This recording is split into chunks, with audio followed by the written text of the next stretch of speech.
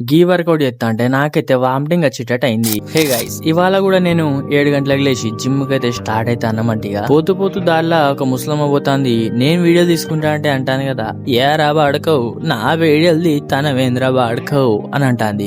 పొద్దుగాల తిట్లు తినడం నాకైతే రోజువారీ అలవాటే. ఇక జిమ్ కి వచ్చి అంత ముందు నిల్సం కొంచెం షో చేసి వర్కౌట్ స్టార్ట్ చేసిన. ఇక 2-3 వర్కౌట్లు చేసిన. దాని తర్వాత 3వ వర్కౌట్ కి అయితే నాకైతే పేగులు లపలపాడినాయి. ఇక వర్కౌట్లు అన్ని చేసుకుని ఇంటికి స్టార్ట్ అయిందిగా. బెత్తిరి ముఖం పెట్టుకుని నేనైతే ఇంటికి పోతానా. ఇంటికి పోయి అన్నం వేసుకుని అన్నం మెక్కినిగా తింటా అంటే ఇక మా చుట్టాలు ఎంట్రీ ఇచ్చిల్లు. తింటారా అని మర్యాదగా అడిగితే వద్దన్నా నువ్వే తిను అని పోయిల్లు. సప్పుడేగా మొహమాట పడుతుంది కొత్త జంట.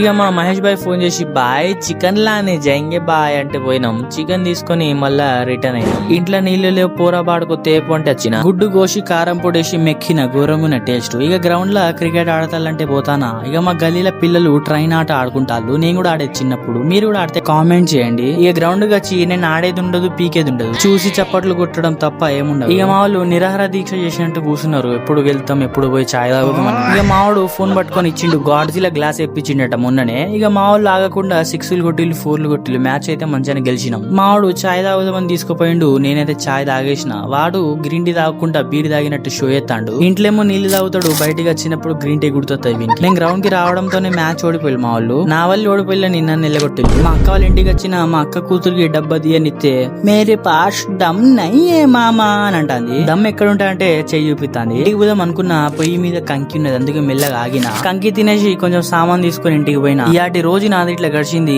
వీడియోని లైక్ కొట్టి ఫాలో చేయండి. వీడియో ఎట్లున్నదో కామెంట్ చేయండి. ఇంకా వీడియోలు చూడని వాళ్ళు ఉంటే చూసేసేయండి.